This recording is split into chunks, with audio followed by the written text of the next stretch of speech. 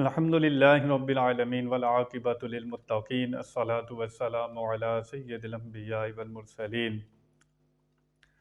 کچھ ایسی چیزیں ہیں کہ جس سے انسان روزے کو چھوڑ سکتا ہے، اس کی قضا رمضان کے علاوہ کر سکتا ہے۔ اگر کوئی شخص مسافر ہے تو وہ روزے کو چھوڑ سکتا ہے، لیکن مسافر جو 92 کلومیٹر دور جانے کا ارادہ رکھتا ہو شہر سے باہر، جو مسافر ہے وہ روزہ چھوڑ سکتا ہے۔ آج کل کے سفر آسان ہے، کوئی رکھنا چاہے تو رکھ سکتا ہے، رکھے گا تو روزہ ہو جائے گا۔ دوسری چیز کہ حمل، اگر کسی کو حمل ہے اور ڈاکٹر نے بتا دیا ہے کمزوری بہت ہے، روزہ پورا نہیں کر سکتے، شدید مشقت اور دشواری کا سامنا ہو تو حمل میں بھی روزہ چھوڑا جا سکتا ہے۔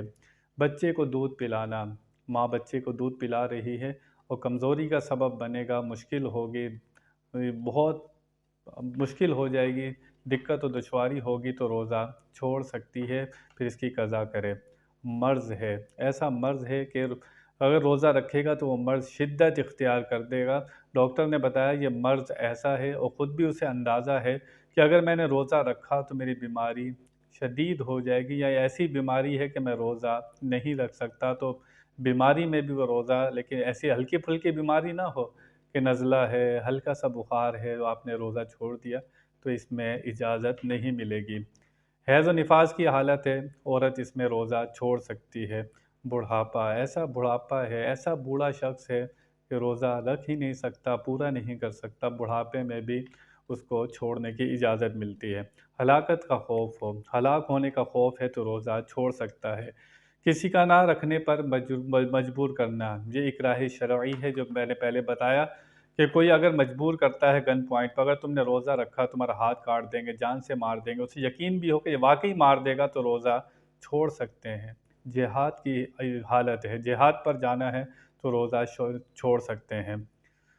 اور یہ مجبور شخص کے لیے کام کی زیادتی، ایسا مجبور شخص سے اکیلا کمانے والا ہے، کمائے گا نہیں تو گھر کا چولہا نہیں جلے گا، کھا پی نہیں سکتا، باس جو ہے گا اس کا مالک ہے وہ اس کو آسانی رعایت نہیں دیتا، کام بہت مشکل ہے، تو ایسے شخص کے لیے کچھ رعایت نکل سکتی ہے کہ جس کا کمانے والا نہ ہو اور اسے کوئی آسانی نہ دیتا ہو اور گھر کا سسٹم اسی شخص سے چلتا ہو، تو پھر ایسے شخص کے لیے بھی رعایت نکل سکتی ہے۔